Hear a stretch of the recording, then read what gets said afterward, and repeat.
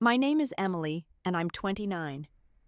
The morning before my sister Clara's wedding, I woke in my childhood bedroom, the air thick with lavender from Mom's candles, their flicker casting shadows on the faded wallpaper. My hand reached for my phone, brushing my head, expecting the familiar cascade of my long hair, but found only coarse stubble, uneven and jarring. Panic surged a cold wave through my chest as I stumbled to the mirror, my bare feet catching on the hardwood's worn grooves. My scalp was patchy raw, a stranger's face staring back, eyes wide with shock. On my nightstand, kitchen scissors glinted under the lamp's dim glow, sticky with strands of my chestnut hair, beside a folded note in Mom's sharp handwriting, "Now you'll know your place." My heart thundered, the room tilting as I clutched the paper, its edges sharp against my trembling fingers. Who could do this? I saw my parents last night, their voices hushed in the kitchen, urging me to sleep early, their smiles tight, eyes darting. My breath hitched, dread pooling like ink. Have you ever been betrayed by those you trusted most? Subscribe to hear how I face this, and let me know where you're watching from in the comments. My hands shook as I knotted a silk scarf around my head, its cool fabric suffocating the mirror, mocking me with a reflection I couldn't claim. The scarf's pattern faded, roses felt like a cruel joke blooming where my hair no longer did. Downstairs, the house pulsed with wedding chaos. Clara's laughter, bright and sharp, sliced through the clatter of dishes and rustling tulle in the living room. I gripped the scissors, their metal warm from my clutch, the weight of betrayal sinking into my bones. Each step to the kitchen felt like wading through mud, the air thick with the scent of floral water and fresh-cut stems. Mom stood at the counter, arranging roses, their blood-red petals stark against her pale hands, her movements precise, almost surgical. I slammed the scissors down, the sound a crack against the hum of the fridge petals trembling on the counter. She turned, eyes narrowing to slits, and a smirk curled her lips, slow and deliberate. "You were always too vain, Emily. It's Clara's day. Be glad we fixed it." My throat tightened, the air heavy.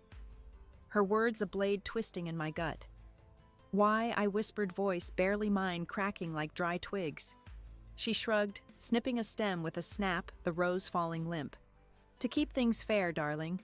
Fairness for Clara's spotlight." Dad shuffled in his coffee mug, steaming, the bitter scent mingling with the roses. His eyes fixed on the floor's worn tiles, avoiding mine. His shoulders hunched like he carried a weight he wouldn't name. I turned to him, my voice splintering. "You let her do this. You knew," he muttered. "It's for the best, Emily. You'll thank us," his words hollow, slicing deeper than the scissor's edge. My chest burned, their dismissal a fire I couldn't douse, each syllable piling stones on my heart. Clara breezed past dress bags, rustling like whispers, her perfume sharp floral stinging my nose. She glanced at my scarf, lips twitching with amusement. "You look fine, Em. Stop making it about you." She vanished into the hall, her laughter trailing a cruel echo that followed me up the stairs. I stumbled to my room, their voices a chorus of rejection, each word a weight pressing me down. On my desk, an old photo glinted under the lamp's soft glow, Clara and me kids, her smile wide. My pigtails uneven, the lake behind us shimmering under a summer sun. I flipped it over and Mom's handwriting stabbed at me. "Clara shines. Emily tries." My stomach churned, the ink blurring through tears, the paper soft with age under my trembling fingers. This wasn't new. I saw summers at that lake, Mom braiding Clara's hair, praising its golden waves, her fingers gentle while she'd tug mine, muttering it was too wild, too much. Her sighs heavy with disappointment. My fingers traced the photo's edge, memories flooding birthdays where Clara's gifts sparkled, mine practical. School plays where she starred, I clapped. Each comparison a cut I'd ignored, now bleeding fresh. Aunt Helen's knock jolted me, her voice soft through the door's chipped paint. "Emily, you okay?" I opened it, forcing a smile that felt like glass, brittle and sharp. She stood in her lavender sweater, the hall's light catching her silver earrings, her frown deepening as she touched my shoulder. "You seem stressed, honey. Weddings are tough, aren't they?" Her kindness stung, her warm eyes blind to the truth, a reminder I was alone in this wound. I knotted my throat too tight to speak, and she left for the venue, her footsteps fading down the stairs. Alone, I sank onto my bed, the scarf itching my scalp, its fabric a cage trapping my shame. My phone buzzed. Sarah's text, glowing on the screen, "Miss UM, call soon." She was on a work trip, miles away, unreachable. I typed a reply, fingers hovering over the keys, but the words choked too raw to send. Not yet. The house roared, louder guests arriving, their voices a chaotic hum through the floorboards, laughter and clinking glasses, a distant world. I stared at the photo, Mom's words branding my skin. Fairness. This was punishment for existing, for daring to stand beside Clara's light. My reflection in the window was a shadow, the scarf a frail shield against their cruelty. I wanted to scream, to tear it off and run, but the wedding loomed a trap, snapping shut. My hands clenched, nails digging into my palms, and I felt a spark, not rage, but resolve flickering in the dark, a whisper that I wasn't done. I shoved the photo into a drawer, its edges crumpling under my fingers, Mom's words still searing my mind like a brand. I couldn't stay locked in my room, not with the day pressing in like a storm. I slipped downstairs, the scarf tight against my scalp, its silk now damp with sweat clinging like a second skin. My keys jangled as I grabbed them from the hall table. Mom's texted errand list burning in my pocket. "Don't be late." The words were cold. Her handwriting sharp as thorns, a command to stay small. I drove to the venue, the radio off, the engine's hum matching the storm in my head. How long had they planned this? Was it Mom alone, or had Clara's voice hissed the idea in the dark, her envy a spark? The road blurred my thoughts, a tangle of scissors and whispers, each mile tightening the knot in my chest. The barn came into view, fairy lights twinkling against the morning haze, their glow a cruel mockery of my mood. I parked the gravel, crunching under my tires, and hauled boxes of tablecloths from the trunk, their weight pulling at my arms, the fabric heavy with dust, and the faint scent of lavender. Jenna, Clara's friend, spotted me near the entrance, her bridesmaid dress swishing as she sauntered over, her smirk sharp as a blade. "Rough night, Emily." "That scarf's a choice." Her voice dripped with amusement, her eyes glinting under the morning sun. My cheeks burned, but I kept moving, stacking chairs with a thud, the wood's grain rough under my palms, each slam a release I couldn't voice. She followed her heels, clicking, her voice low, venomous. "Everyone's talking about you. Clara says you're jealous. Always have been." I froze, my grip tightening on a chair's back, the wood biting my fingers. "That's not true," I said, my voice trembling like a taut wire barely holding.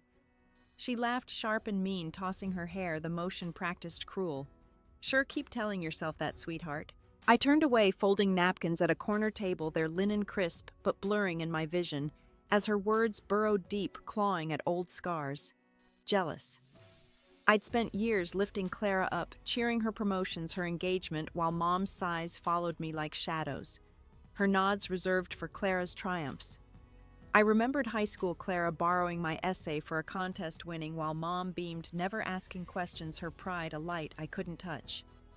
I'd swallowed it then, but now my throat felt raw, like I'd been screaming for years, silent, my voice lost in their narrative. The barn's chatter grew, guests milling their voices, a dull roar, a world I didn't belong to. I caught Mom's tone near the bar, smooth as polished stone, telling a cousin Emily's just overwhelmed.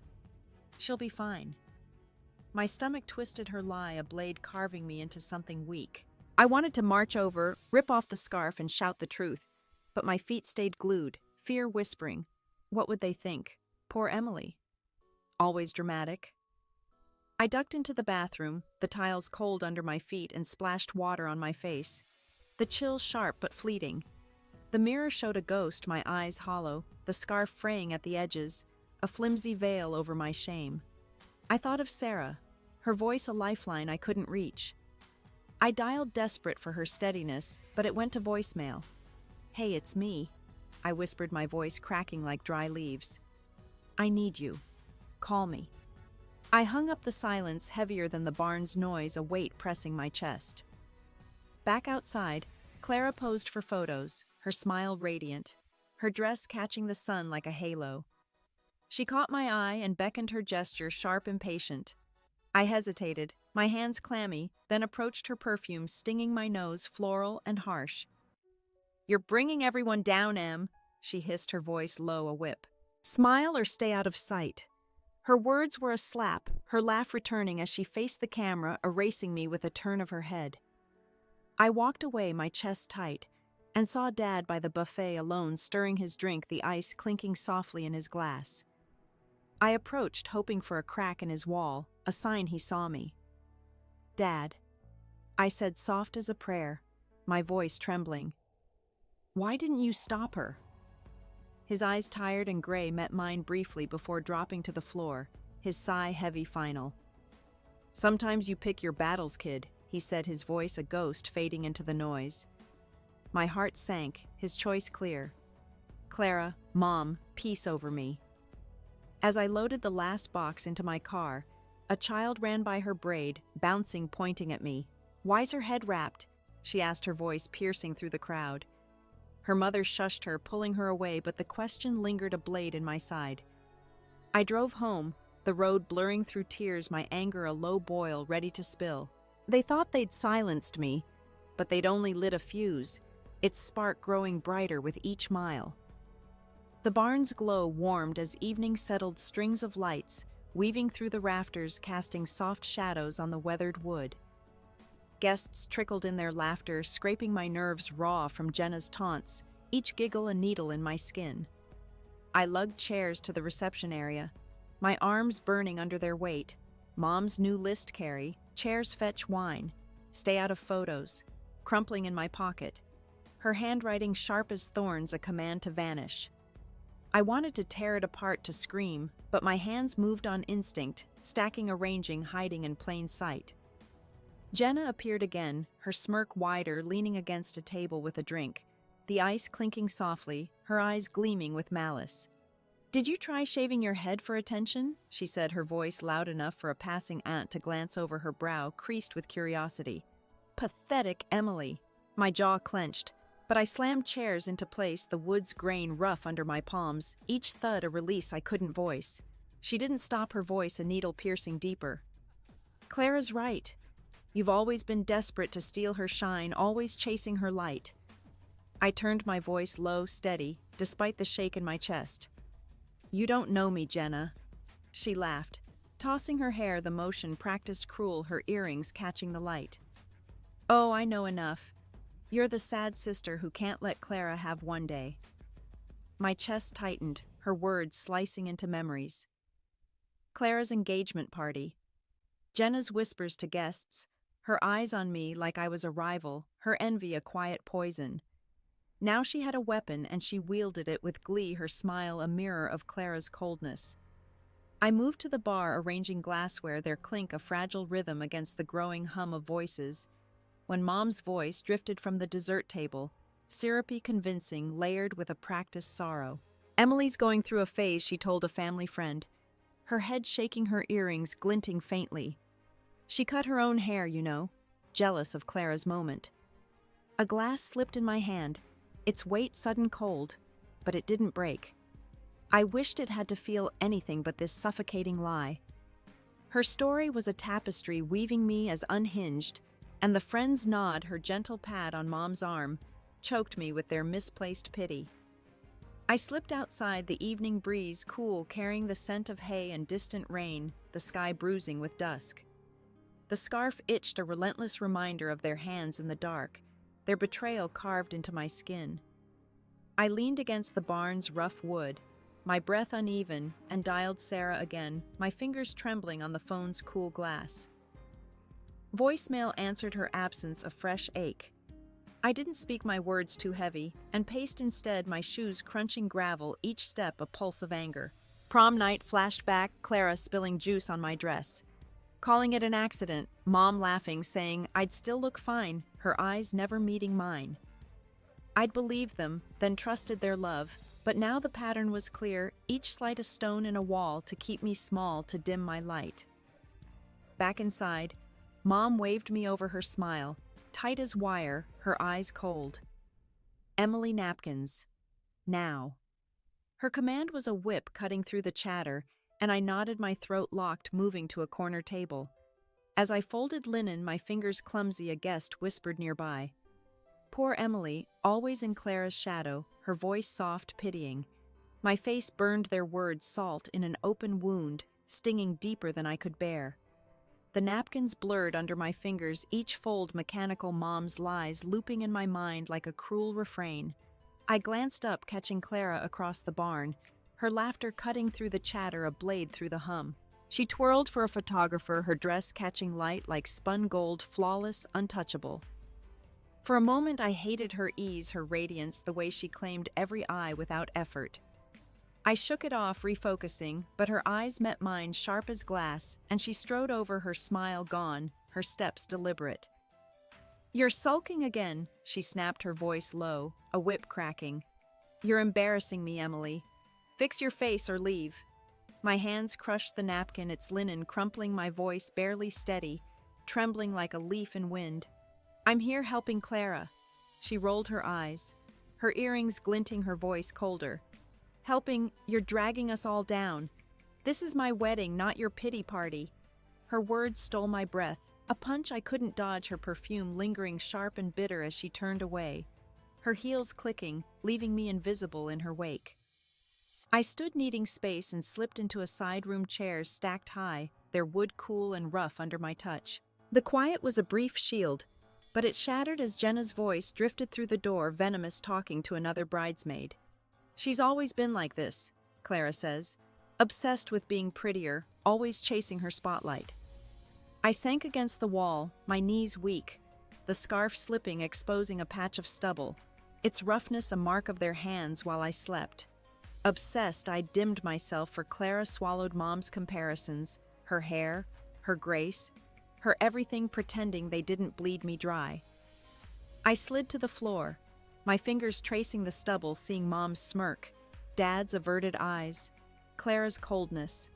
They'd planned this, hadn't they? All of them in whispers. I'd never heard their voices, a chorus to keep me small. The thought twisted sour and heavy, a stone in my gut. I dialed Sarah, desperate for her anchor, but voicemail answered her absence, a new wound. My phone fell, my chest heaving alone in a way that carved me hollow, the barn's noise a distant roar. Back in the hall, Mom directed caterers, her voice crisp, untouched by guilt, her hands fluttering like she orchestrated a play. I carried glassware trays, my arms numb, the clink a dull pulse in the chaos. An old neighbor stopped me, her smile soft, her eyes kind but blind. "You holding up Emily, weddings are hard when you're not the bride." I nodded, my throat sealed her kindness. A knife twisting deeper, her pity burning like acid.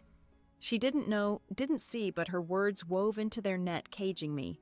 I overheard Mom with Clara's future mother-in-law, her voice velvet convincing. "She's always been unstable," Margaret said, soft-practiced. Cutting her hair was a cry for help. My blood chilled, her lie rooting, spreading like ivy in the guests' glances.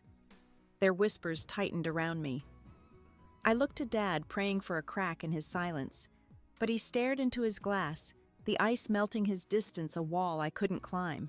I moved to the room's edge, heart pounding, the air too thick to breathe. Clara's laughter rang again, her radiance a contrast to my brokenness, my scalp bare beneath the scarf, their betrayal a weight I couldn't shake. The truth was slipping, buried under their lies, and I was drowning, gasping in their shadow.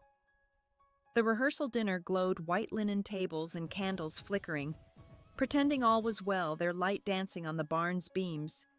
I sat at the far end, my scarf slipping with every breath, my hands sweaty around a water glass, its chill biting my skin like frost. Clara held court, her voice bright, toasting love and family, a mockery of my pain, her words wrapping me tight, a noose. Then she raised her glass, her eyes flicking to me, sharp and deliberate, and said, "Not everyone can handle being second best, but we make do."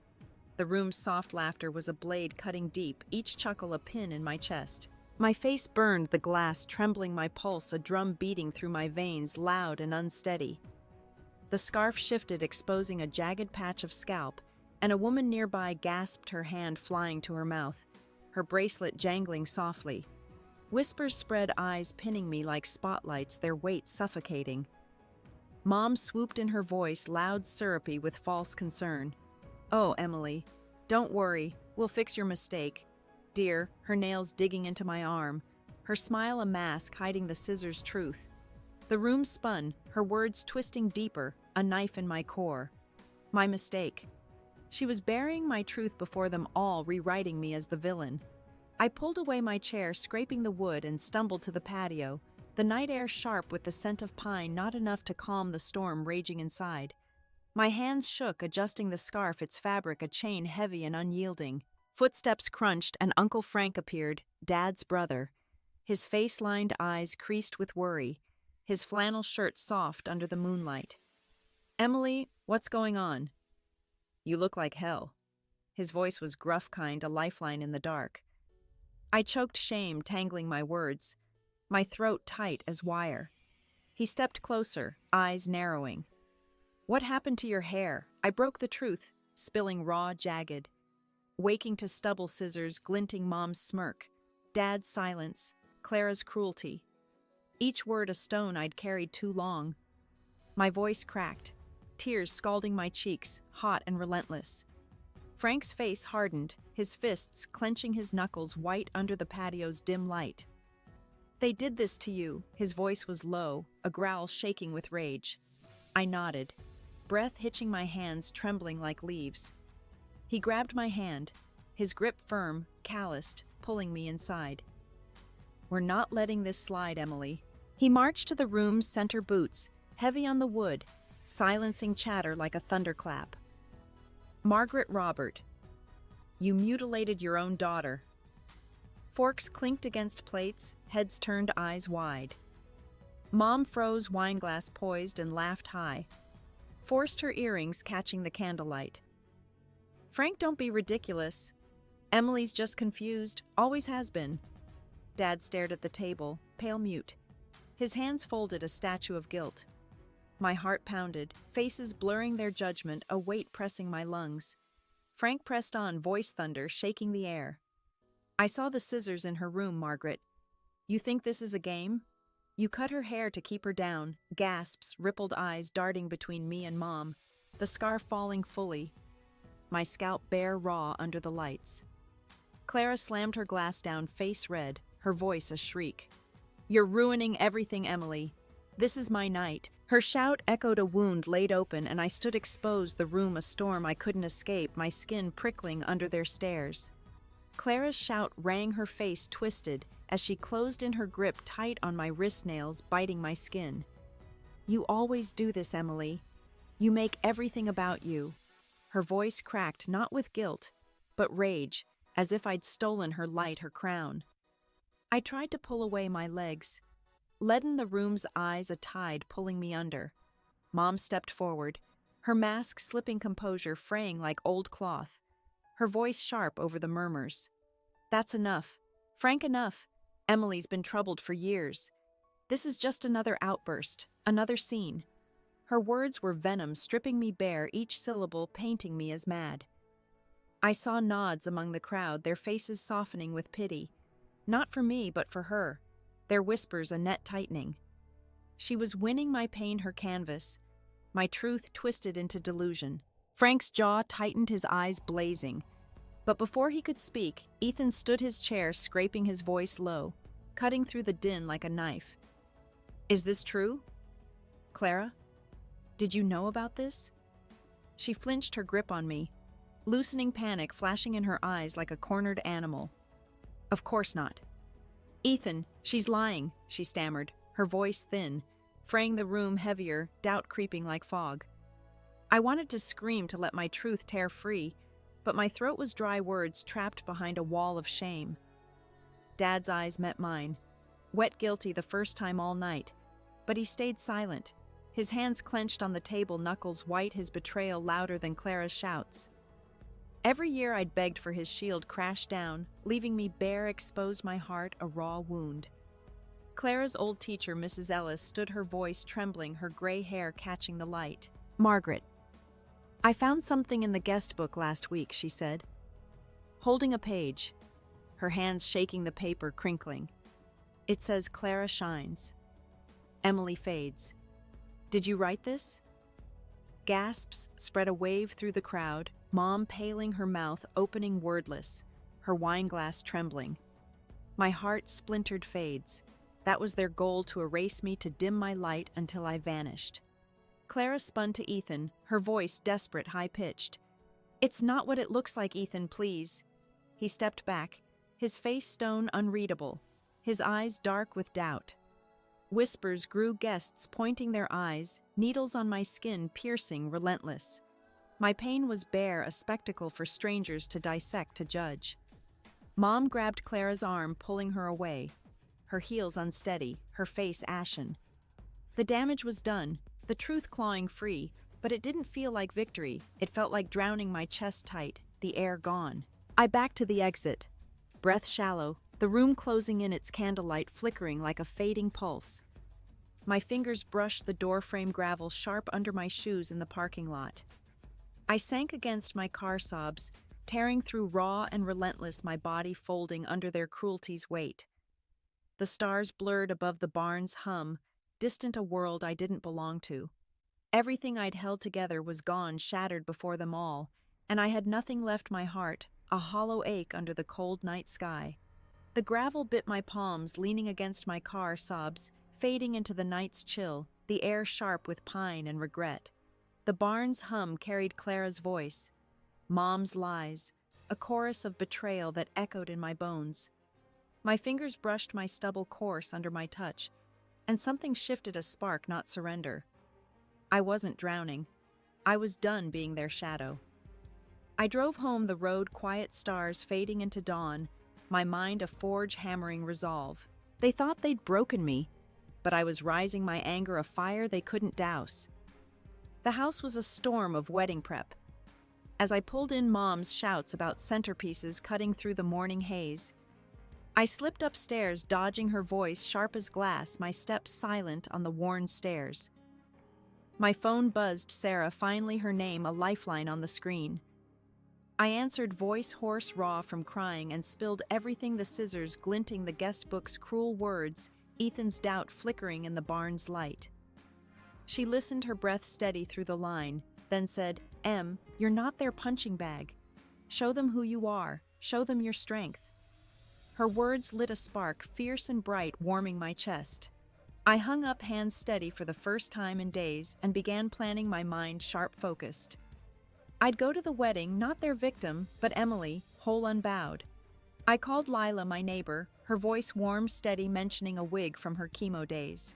Within an hour, she was at my door, a chestnut wig in her hands, its strands soft as courage catching the morning light. You're gonna rock this, Emily, she said, adjusting it with care, her fingers gentle, her eyes kind. The mirror showed a new me, their hands powerless, my reflection, a stranger I wanted to know. I dug through my closet, fingers brushing past old sweaters, finding a sapphire dress, its shimmer defiant, buried after Mom called it too bold, too much for me. I slipped it on the hem, brushing my ankles, the fabric cool, alive against my skin, my spine straightening with its weight. I sat at my desk, notebook open, its pages crisp, and wrote a speech, each word a chisel carving truth, Mom's smirk cold as ice, Clara's cruelty sharp as thorns, Dad's silence heavy as stone, every wound they'd carved into my soul. I remembered college, Clara taking credit for my project, my silence feeding their control, my voice buried to keep peace. Never again. My pen flew pages, filling my resolve steel, each sentence a brick in my own wall, built to stand, not hide. This wasn't for pain, but freedom for the guests, Ethan, anyone who'd hear my voice. Lila knocked, bringing tea steam, curling her eyes soft with belief. You're stronger than you know, she said, her voice a balm settling my nerves. I sipped the warmth, steadying, and kept writing the speech. A beacon in the dark. Downstairs, the house churned, Mom's shouts, Clara's whines, but I was separate, my truth. A flame they couldn't touch. I paused, heart pounding, and saw Sarah's text. You've got this, warrior. My chest warmed, her faith a shield. I'd ensure my words were heard no matter the cost. I zipped my purse, the speech's weight anchoring me like a stone in my pocket, and slipped downstairs, the sapphire dress catching dawn's glow, its shimmer a quiet rebellion. The house was a storm of wedding prep, Mom barking at caterers, her voice a lash, Clara fussing over eyeliner, her mirror reflecting a perfection I'd never been allowed. I moved quietly invisible to their chaos and drove to the venue, the barn waking under a soft haze, its wood warm in the morning light. My hands were steady, the wig framing my face like armor, its curls a defiance they couldn't break. I wasn't their Emily anymore. I was something more, something they couldn't dim. Inside the barn smelled of fresh flowers and wax tables, half set with linens, the air alive with possibility, a stage waiting. Tom, the MC, arranged notes on the podium, his glasses slipping his tie slightly askew. I approached, voice firm, calm, despite the pulse in my throat. "Tom, add this to the toasts," I said, handing him my speech folded neatly, its pages heavy with truth. He looked up, surprised, his brow creasing. "Sure, Emily. What is it?" "It's about family," I said, my voice clear. "Read it exactly as written." He scanned the first lines, his fingers pausing, brow furrowing, but he nodded, tucking it into his folder, his hands careful like he sensed its weight. I stepped back, pulse racing, knowing there was no retreat now. The speech was my truth, forged from years of silence, each word a spark ready to ignite. I pictured Mom's shock, Clara's fear, Dad's guilt, not vengeance but justice for me. I walked the venue, memorizing the rafters' light, the floor's grain, the scent of roses and wood polish. This was my stage, not theirs. Back home, I touched up makeup, the mirror showing strength, the wig's curls soft framing a face I was claiming. I traced its etched message, truth over beauty, with my fingertip, a vow to myself. Lila's quiet strength, Sarah's fierce faith fueled me, their voices a chorus lifting me. I slipped on heels, their click a new beat on the hardwood, a rhythm of resolve. Dad was in the kitchen alone, stirring sugar into his coffee. The spoon clinking softly, his eyes catching on my dress, the wig. "Emily," he started, voice thick, heavy with something unspoken. I didn't mean for this to go so far. I held his gaze, heart steady, unyielding. "You chose Dad," I said, soft but clear, each word a line drawn. "Now I'm choosing." His mouth opened, but no words came. His silence a shadow. I stepped past. I walked out, shoulders square, leaving his regret behind, the morning air cool against my skin. At the venue, guests arrived, their chatter rising like a tide, their perfumes mingling with the flowers. I lingered near the entrance, my dress shimmering under the morning sun, a quiet defiance. Clara swept by, veil trailing her eyes on her reflection, not me. Mom directed ushers, voice clipped blind to the storm I'd set in motion. I slipped inside, taking a backseat, purse clutched tight, the speech with Tom waiting to breathe. I leaned back, years lifting a fraction, my breath slow. I wasn't begging for love anymore. I was here to stand, to speak, to be seen. My fingers brushed the wig's edge and I smiled. Small, real, the ceremony's music swelling. But my fire burned steady, unyielding, a light they couldn't touch. The ceremony unfolded. Clara radiant at the altar, her dress glowing under the barn's soft lights, Ethan stiff beside her, his jaw tight. I sat in the back, dress cool against my skin wig, a quiet shield, the barn packed with guests fanning programs, their whispers lost in the vow's cadence. My eyes fixed on Tom, his folder thick on the podium, my speech a pulse waiting to break free. My heart thumped steady but loud, a drum in my chest as the toasts began, glasses clinking under fairy lights, their chime a fragile prelude.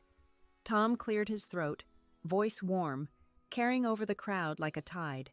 "We have a special message from Emily, Clara's sister," he said, unfolding my pages, his fingers careful, deliberate. Mom's head snapped up, her smile faltering, her eyes darting to me.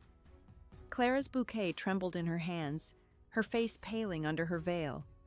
I leaned forward, purse gripped tight, my pulse a roar as Tom began. "My family thought they could dim my light," he read, tone even clear. "They cut my hair while I slept to keep me small, to make Clara shine alone." The room stilled breaths, held eyes darting to me, a spotlight I didn't seek. Tom continued my words, filling the air like smoke, Mom's cold justice sharp as ice. Dad's silent betrayal heavy as stone. Clara's envy a blade in the dark. Each sentence landed like a stone-heavy true rippling through the crowd. A woman near me clutched her necklace, her face pale, her fingers trembling. Ethan's jaw tightened, his gaze fixed on Clara, who stared at the floor, her veil slipping her hands, shaking. Mom stood chair scraping, her voice sharp, desperate. "Stop this nonsense, Tom," she hissed, her earrings glinting, but he didn't falter, his voice steady. Reading my pain to its end, each word a wound laid bare. Murmurs erupted sharp, urgent, as Tom closed the folder, his glasses catching the light. A guest coughed, another dropped a fork, the clatter loud in the silence. Clara's eyes found mine wide with fury, but fear flickered a crack in her armor.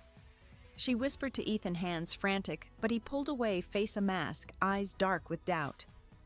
Uncle Frank stood, voice cutting through like thunder. "I saw the scissors, Margaret," he said, pointing, his flannel sleeve rolled up. "You can't lie this away." Gasps spread, heads turning, shock, a living thing pulsing through the barn. Mom's face crumpled, her hands trembling, her purse slipping to the floor. She opened her mouth, voice shrill, cracking. "Emily's unstable," she said, "always has been. This is her delusion." The words fell flat. Guest's eyes narrowing, doubt creeping like ivy. Dad sat, frozen hands in lap, silent, his absence louder than ever. I felt their stares, hot, heavy, but I didn't flinch. My truth was out, raw, unyielding, shifting the air like a storm breaking. Clara stepped forward, voice shaking loud enough for all. "You've ruined my wedding, Emily. You're nothing but a liar." Her words stung, but didn't break me. Ethan's mother leaned to her husband, face tight with disapproval, her whisper lost, but her frown clear. The room held its breath, poised to shatter. I stood, movement slow, deliberate, and slipped the wig off, letting it fall to the seat, its curls soft against the wood.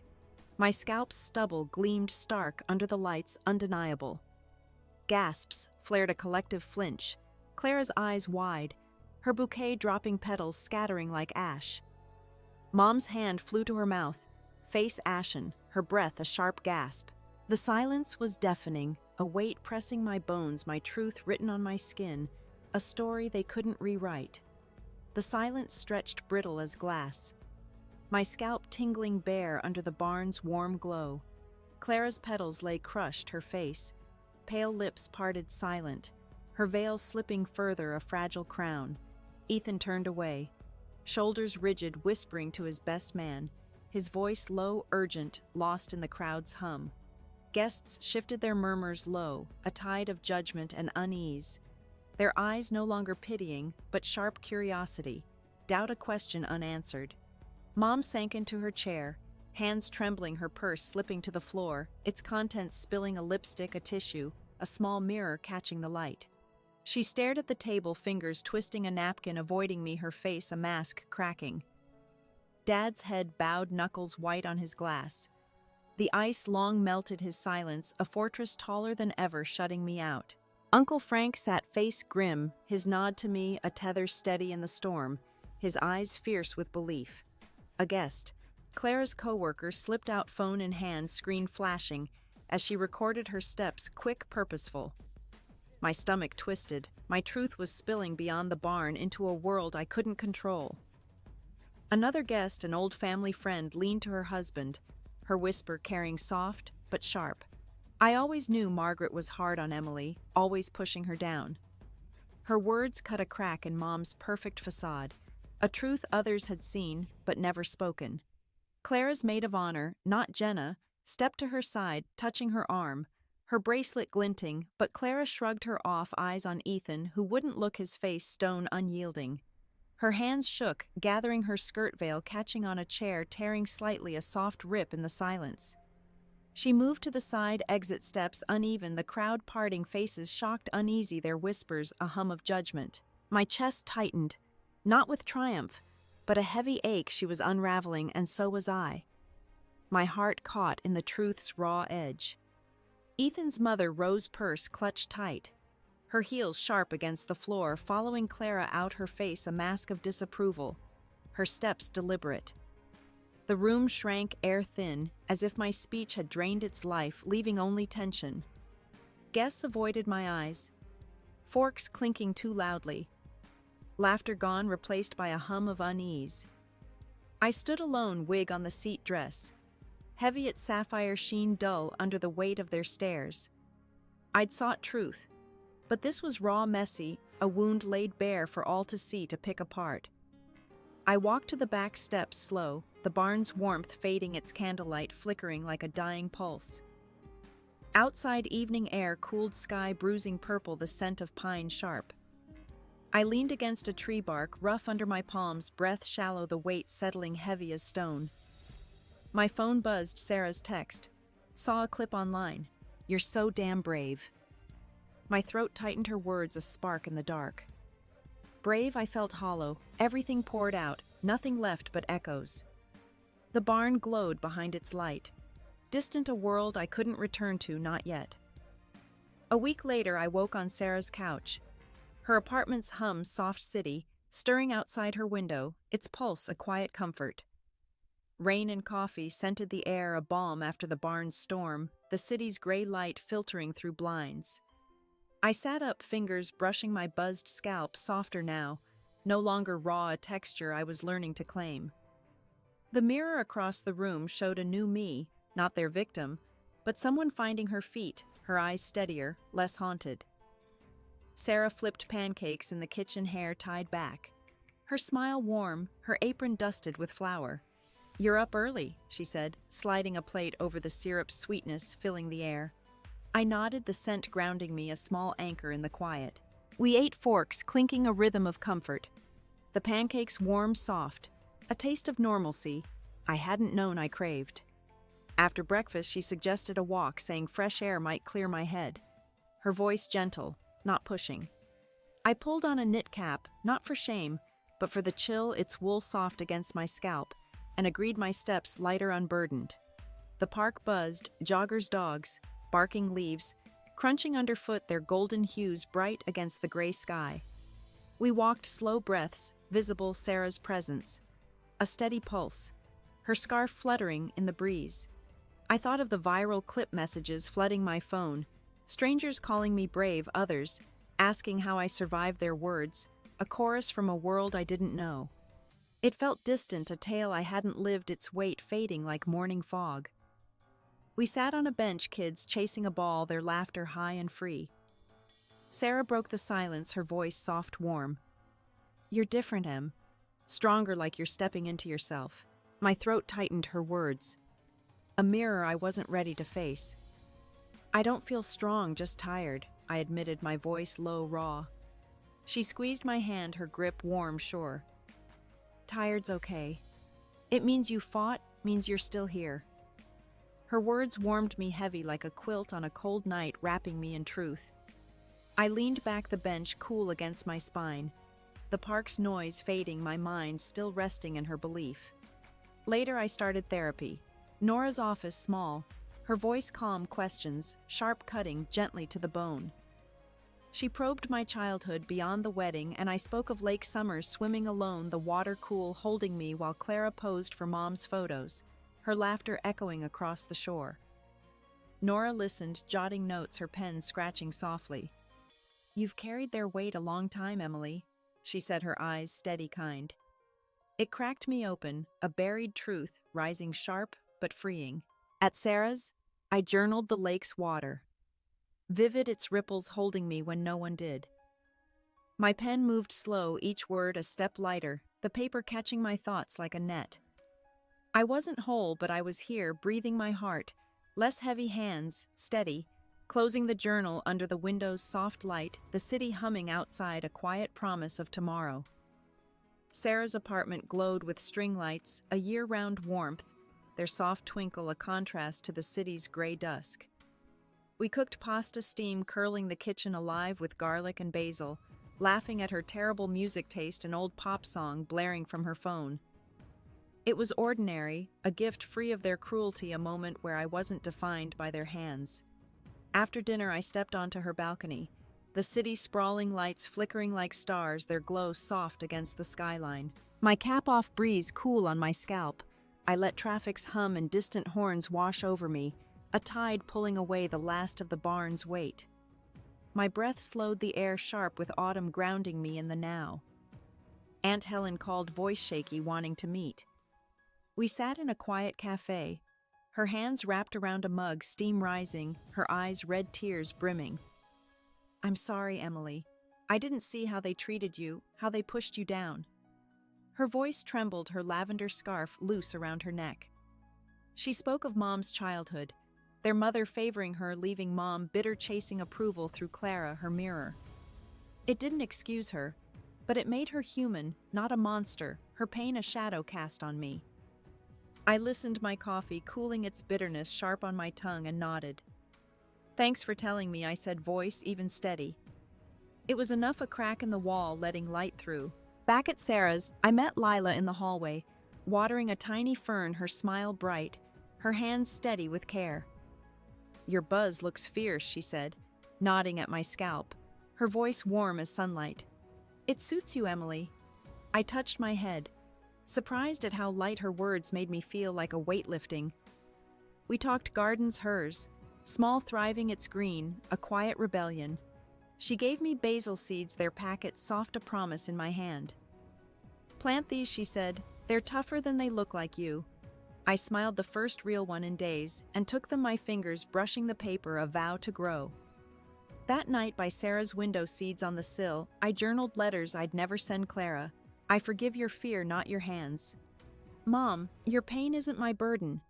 The words flowed, not angry, just true, each one a step away from their shadow. Dad's silence, his coffee cup, I left unwritten, too heavy for paper. His absence, a wound I wasn't ready to name. Sarah joined me, handing tea steam, curling her voice soft. You're gonna be okay, Em. I sipped, warmth spreading, and believed her, the city quiet, my heart resting. The next day, I planted the basil, hands in soil steady, sure the dirt cool alive. It was small, just hope, but mine. I set the pot by the window, light soft, my breath slow, the stillness, a home I was building. 6 months on, I woke in my studio floors, creaking sunlight pooling through a window framed with chipped paint. Lila's basil thrived on the sill, its leaves green stubborn, despite my clumsy care, their scent sharp alive. My scalp, a soft crop, was me, not a wound, its texture a map of survival. Freelance writing filled my days, bylines in local magazines, each a quiet victory, my words carving space in the world. The city hummed its pulse mine, and I was rooted, my life built on my terms, steady as the morning light. Mornings were ritual, coffee's bitter warmth, brewed slow, waking me gently. The mug warm in my hands. I sat at a thrift store desk, its wood scratch typing stories of women, their betrayals, healings raw and true, their voices sharp echoing mine. My inbox pinged, readers' messages flooding, your story saved me, one, wrote her words, a lifeline across the screen. I read it twice, throat tight, saving it in a folder labeled, Hope, a small archive of light. I walked to a market stalls, vivid with apples, fresh bread, their scents mingling with the city's hum. Vendors knew me, their nods, a belonging small but real. Ruth, an older woman with silver braids, slipped a peach into my bag, her smile warm. For your smile, kid, she said, her voice gravelly kind. I blushed, thanking her, carrying the fruit home, its juice sweet against memory's ache, stitching me whole thread by thread. Therapy with Nora was Tuesdays, her office a haven of soft chairs, bookshelves, no judgment. We spoke trust. Its breaks, its mends, her questions, gentle sharp. I shared market walks, basil dawn runs, shoes pounding pavement, breath a rhythm I could count on, the city waking with me. You're claiming space, Emily, she said. Pen paused, her eyes steady. I nodded, hands still no longer fidgeting, my heart lighter, finding its beat. Sarah's weekends were laughter, old movies with too much heart. Her apartment a second home. Her teasing about my running a warmth I leaned into. I grinned lighter wiser, the girl I'd been before the scissors, but more mine. The city's pulse matched my own streets, walked without fear, my steps sure unshadowed. One evening, quilt over knees, a mug cooling, I opened my laptop. An editor offered a column on resilience, a space to share my voice. I stared possibility sparking not triumph, but hope quiet and real. I typed fingers sure, and sent the basil catching the last light, its leaves a silent cheer. The room stilled my breath, slow heart at rest, the city a soft hum outside holding me gently. One afternoon, a letter came. Dad's handwriting shaky, the envelope worn at the edges. I set it on my counter, its presence heavy, and ran city steady underfoot, the pavement cool, my breath a rhythm. Home I opened it, hands calm, steady. He wrote, regret. Mom's hold, shame for silence, asking to meet to try again. I read twice the words. Heavy, not crushing their weight, familiar, but lighter. I called voice, even agreeing to coffee, my rules clear, no excuses, no mom. We met at a diner, its vinyl booths cracked coffee bitter, his face older lines deeper than I remembered. I failed you, Emily, he said, tears falling, his voice breaking like thin ice. I'm so sorry. I listened, my coffee untouched, its steam fading, and said, I forgive you, but I'm not ready for more. He nodded, hands trembling, his wedding ring glinting faintly. I left lighter, not his change, but mine. My steps sure on the sidewalk, dusk wrapping the city in soft gold. I walked streets busy and thought of Clara, whispers of her, and Ethan struggling, her perfect life fraying like old thread. I didn't gloat, didn't revel. Instead, I stopped at a thrift shop, its air-dusty shelves crowded, finding a frame for an old sketch, a tree branches reaching drawn in a quiet college moment. I hung it by my desk wood, cool, a reminder of growth, not pain. That night I wrote, not betrayal, but choosing self-words, flowing each a step to peace. Published online comments poured scars, victories shared with mine, strangers' stories weaving with my own. I read eyes wet, connected to paths like mine, their voices a chorus across screens. Nora asked my lesson, her voice a gentle prod, her office warm with afternoon light. I leaned back, answer clear, steady. My worth isn't theirs to measure. I said, my voice soft. Sure. It's mine, built from what I choose to carry, not their shadows. She smiled, pen still, and I knew it true. I'd chased their approval, but freedom came when I stopped letting go their weight. I could love them from afar, not for their deserving, but because my heart held pain and grace wide enough for both. The lesson was quiet. My apartment at dawn light, soft through blinds, the basil's scent, sharp alive. I saw myself not shadow, but a woman breaking, mending, standing without their lift, my roots, deep, my light, my own. It's a truth for all. Letting go what hurts most, claiming your own story. What moment freed you from another's tale of you? Share below. I'd love your voice, your truth. If this moved you, like, subscribe, share with someone needing light. Thank you for listening, for being here with me. Here's to healing, to finding your spark wherever you are.